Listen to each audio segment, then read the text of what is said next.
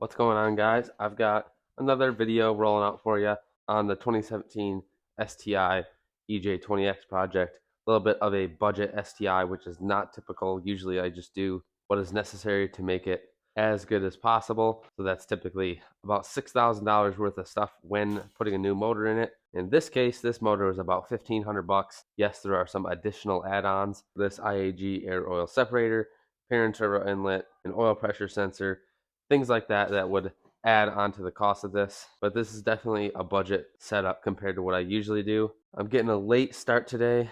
I've been sick for the past 2 days.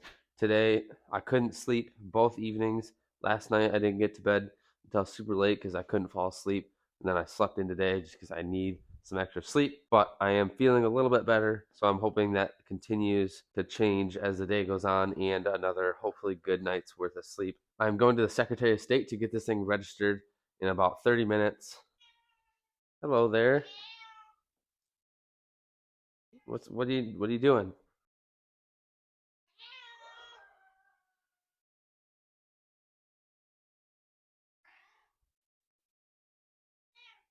Well, you got some food right there, buddy. I try and put her in every video. Her name is kind of a weird name. My brother named her when, I don't know, he was probably 10 years old or so. He named her Zing, Z-I-N-G. So that's what we call her. She's an awesome barn cat. She takes care of chipmunks, mice, and she's just super friendly. So I'm heading to the Secretary of State in about 30 minutes to get this thing registered because hopefully we're driving it today. I've got the tune from the tuner. I got the last little part I need to finish up the air oil separator install. In the last video, like I said, I got the cylinder 4 cooling mod done. We have to route our gauge wires into that little hole right there, get those set up in the new cluster gauge surround, and then we've just got components up front, top mount, intake, battery, radiator, and we're hopefully going to be in business. Hopefully it goes smooth. I should have a startup for you guys later today, and hopefully we can drive it. We did get a little light dusting of snow, but I'm not really too concerned. I don't think they've done any sort of salting or anything yet. You can see there's some snow on some of the vehicles. Should not be a problem. Thankfully, we don't have to do braking on this motor. We just got to make sure that we don't have any leaks, we don't have any boost leaks, anything like that, and then we can start tuning. So that is good to always not have the braking period like I do with new motors. But yeah, that is the agenda for today, along with fixing the leak on my girlfriend's Crosstrek. Apparently that car has 2 thermostats and the other one is leaking now. Didn't know that, but we're going to fix that, and then hopefully that car is good to go. So those are 2 things we have to accomplish today, and then I got to probably go drop it off back at her house and pick up my truck because I might need that in the next few days. I put a down payment on a car last night. I'm not going to tell you, well, you guys probably know what it is. It's a Subaru, obviously, but I'm not going to show you any pictures or anything like that until it's 100% final, and I'll probably not show you until I go to pick the car up, which I'll probably do a video on as well. We'll see if the owner is okay with me recording while I load it up. It's kind of a cool car, definitely interesting looking, but I'm excited for it. Definitely a car that we will be fixing and not parting out. We might part out some of the modifications, but we're not going to actually part the car out entirely. Did you get your food? Whoa, careful there. What's going on? I'm trying to put you in all the videos. People like you. When I move out, I'm going to have to get my own kitty. Yep. First thing I'm going to do is try and get that last little piece for the AOS installed, so that's done. And then after that, it's probably going to be about time for the Secretary of State anyways. But let's get rolling. All right, we are back from the Secretary of State. I also got a package in the mail from IAG Performance, which actually has something for you guys in it, which I will be posting about probably in the next few days. I'm not entirely sure. They reached out to me on one of my videos, the video where I had the blue rags sucked up in the IAG oil pickup that ended up blowing up my motor. If you missed that video, go check it out. I think it's the video called Tearing Down My 600 Wheel Horsepower Subaru Engine or something like that. I can't remember exactly. But they reached out to me and they said, hey, we'd be happy to send you a replacement IAG windage tray and IAG pickup. And I said, well, I've already got one and I have a spare one as well, but I would do a giveaway. So I'm going to be giving an IAG windage tray and pickup, both brand new. I'll be giving it away to one of you guys. So make sure you subscribe, make sure you follow, and I'll explain the instructions in the next video. It's going to be completely free. You'll just have to follow me and IAG. So stay tuned for that video. Hopefully the next couple days I will get that posted for you guys. Let's see if this is going to work. I don't see why it wouldn't, but you know how working on cars goes. Should be just the exact same as one of these. Get this guy snuck in here somehow. Oh man, I still got a killer headache. I had one like all day yesterday too. I think that's in all the way. Sounds like the cat is back. You're back. What's going on, brother? And look at that. AOS setup all done. Sweet. I think I'm gonna run the wideband and oil pressure sensor wires next through that grommet there, because that, I believe, wraps up back here, and then we can get the top mount on, and then we just got stuff up here. We're looking good. We're looking good. We should be able to have a first start, no problem today. I did forget I have to do the fuel pump, but that's totally fine. We can do that as well. I don't think we would technically need that for startup, but might as well do it before we start it up. That wouldn't really make sense. Probably gonna throw you on time lapse, and maybe I'll show you pulling out the fuel pump. But other than that, I'll probably leave it on time lapse until we're ready for first start. I'll show you probably maybe uploading the map. Yeah, just a few little basic things. But whatever clip it is, I'll see you after the time lapse. If you guys are watching, I greatly appreciate it if you could hit that subscribe button, hit the like button, or send it to a friend. It helps me out a ton. We got the gauges installed. We got the top mount on. We're ready to roll. This is definitely the ugliest engine bay I've ever put together. But hey, maybe that's kind of what this car is going to be. Maybe we'll do some mismatching wheels or something like that. You guys ready for the big reveal? Let's see. I'm going to count colors right now. 1, 2, 3, 4, 5, 6. Okay, 6 colors. Well, maybe 5, but there's too many colors, but it's okay. Yeah. We've got the red intake, the blue turbo inlet, which you can't see a ton of, but you can see it. And then we've got the red down there for the intercooler pipe, the red for the air oil separator. We've got our neon up here. We've got a different purple here, but hey, it is what it is. I thought about maybe doing black and gold wheels, like 2 are black, 2 are gold, or something like that. Something weird that I've never done before, but I don't know. We'll see. The bay is all together. I have to look over things, make sure I don't have anything else. I have the battery, the lower radiator hose, and then just look over things, make sure everything's tightened. Then I'm gonna do the fuel pump, and we'll fill it up with some fluids, get the access port married and the tune uploaded, and we'll be time for a first start. Here's the fender flares that I probably won't put on the first drive, because why not? Just put these back here. I just gotta move stuff so I can get to the fuel pump. After the fuel pump, I think we just got the gauges and fluids, but I think after that, we're getting close. We should be able to get this all done, I think, before dinner, and then we'll do the startup after dinner. This one was really straightforward. This tank is completely full. If you're going to have that open for a while, I would definitely recommend cover it up with a towel or something like that.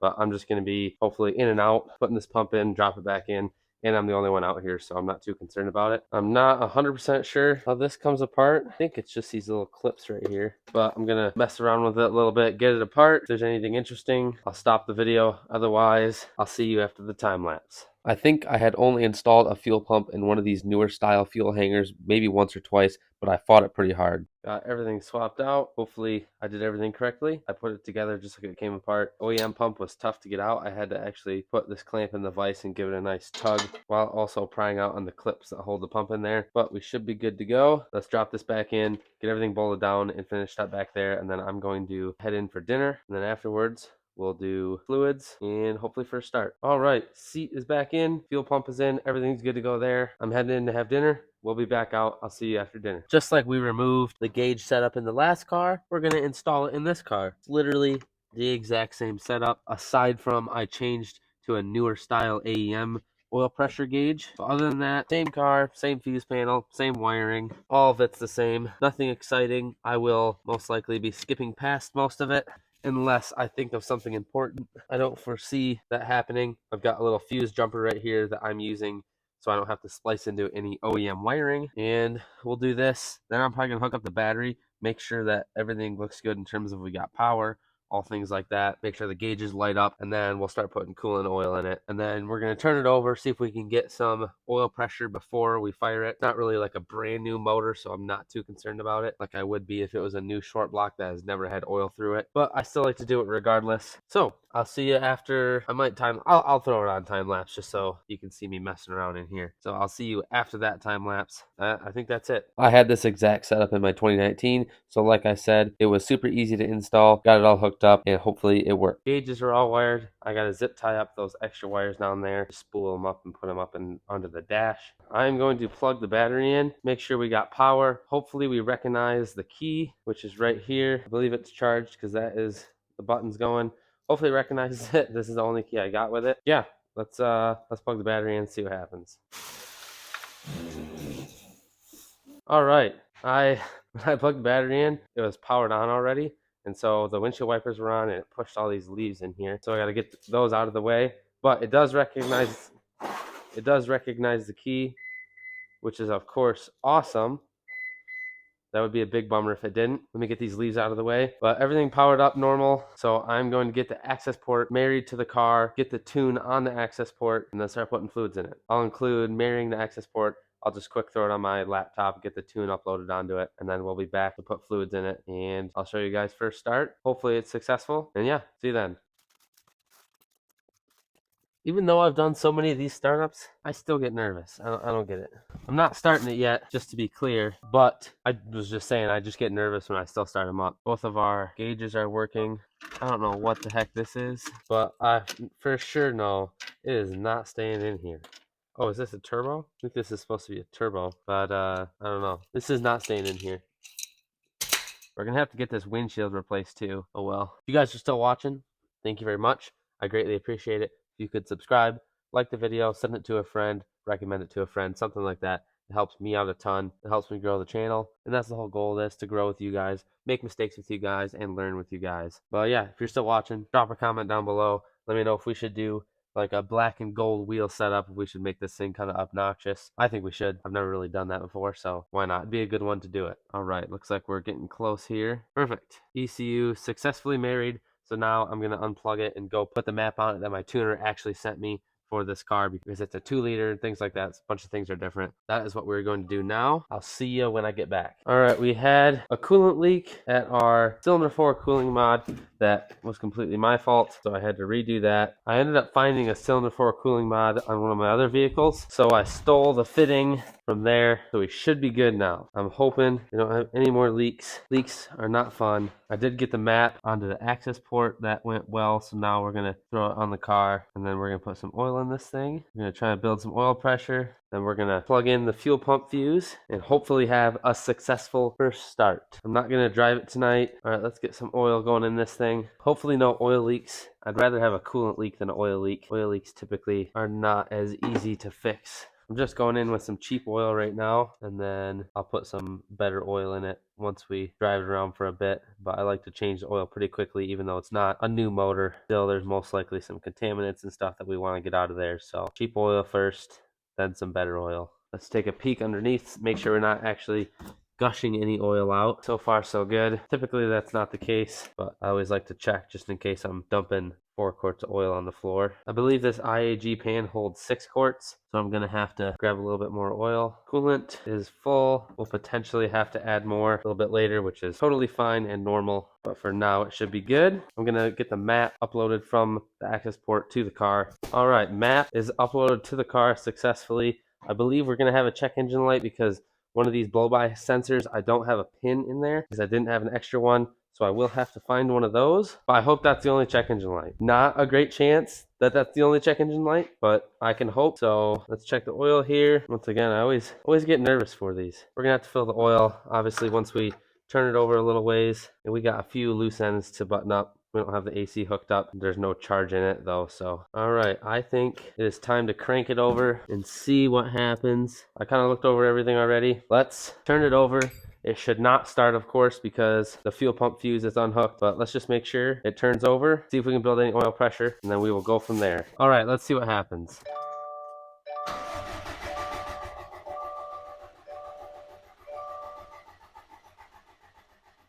I saw a little bit of oil pressure on the gauge. It sounds pretty good, so that is a good thing. Got some oil pressure on the gauge, so I'm going to plug in the fuel pump fuse, prime the fuel system, because we have not checked for leaks there either. Hopefully no leaks there, and then see if we can fire it up. I'm also going to take a peek underneath, make sure I don't see any oil leaks or coolant leaks after turning it over like that. All right, let's prime the fuel system, see if we hear any leaks. I did not hear any leaks. I do not smell any leaks. All right, let's see what happens. I unplugged the microphone because when I have the microphone on and I start a vehicle, it kind of drowns out the vehicle sound so it can hear me. And I'm just gonna leave it like this so you can actually hear the car. Hopefully everything sounds good. Let's give it a try.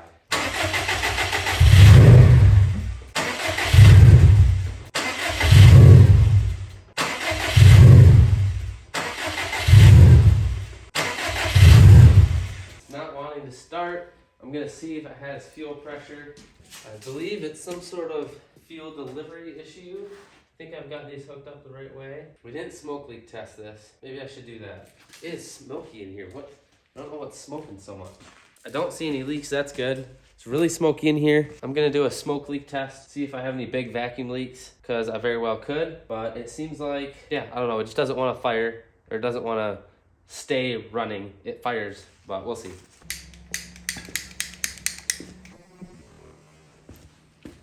I do not see any leaks. I guess I'm gonna try and start it again. I'm not really sure. It seems like if I prime it a couple times, it tries more, so I wonder if it's potentially a fuel issue that I caused.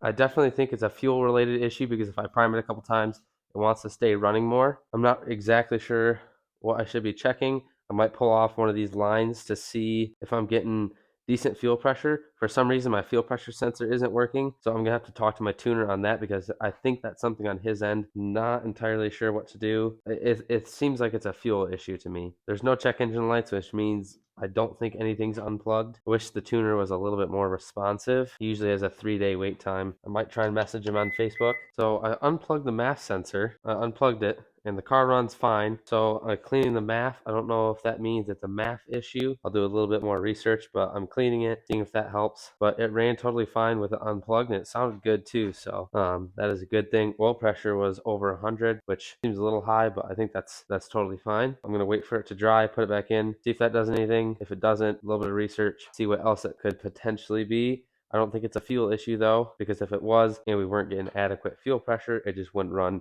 even with the MAF unplugged. Let's see if the MAF fixes it. The MAF was dirty, but I don't really know if that means it would completely do what it was doing. Let's try it with a cleaned MAF, but plugged in.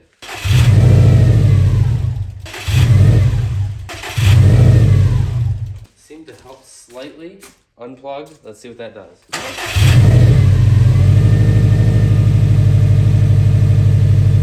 I'm gonna go steal the MAF sensor off my 2019 and put it on this one. If that fixes it, we know it's a MAF sensor issue, and then we'll need to get one ordered. The MAF sensor from the 2019 is installed. Let's give it a try, I guess.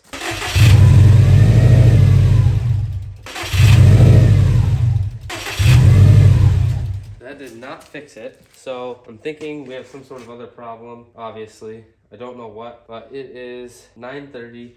Well, let me do a little bit of research, see if I can figure anything out quickly. If I can't, unfortunately, we might have to wait until tomorrow. I think I figured out the problem, and it's a little embarrassing, but let me explain. This intake came with the car. The filter was already on it when I got it, but I think it's actually backwards. I think this needs to be down here, and I didn't really think about it. I didn't know why it was so close over here. But it makes sense because I looked at my OEM intake, and instead of sitting like this and the airflow going across the MAF this direction, it sits like this and the air blows it across this way. So I think I just need to flip this around so the MAF is facing like this, and I think it'll run. Let's give it a try. If it does, success, and you guys got your first official start of the video, and then I'm probably going to end it out right here. Let's give it a try. I can't believe I'm doing this. If this fixes it, welcome to self-inflicted problems once again. If this fixes it though, these were actually pretty good detective skills, even though I probably should have just noticed it from the start. This is part of modifying cars, guys, and putting them together. You make dumb mistakes like this. I haven't even figured out if this is the actual problem yet. I'm just talking out of my rear end. All right, MAF is, well, intake is flipped around, and therefore MAF is flipped around. Let's try this again.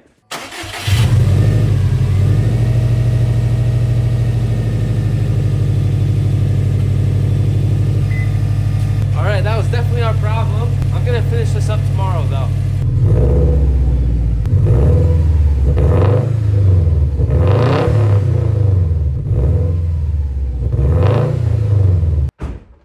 Yes! Yes! Alright guys, I'm extremely happy we got this thing started up. Hey, another little dumb mistake, but it is what it is. Easy to solve. Just had the intake flipped around. Tomorrow we'll get the cooling system bled. We'll make sure the oil is topped off. We'll make sure the wheels are torqued on, and then we'll take it for our first drive. So that will be next video. If you guys made it all the way through, I greatly appreciate it. If you could subscribe, like the video, share it with a friend. It helps me out a ton. I hope you guys are getting your projects done, solving dumb problems like I just did. I hope you're doing well in life, and I'll see you guys in the next video.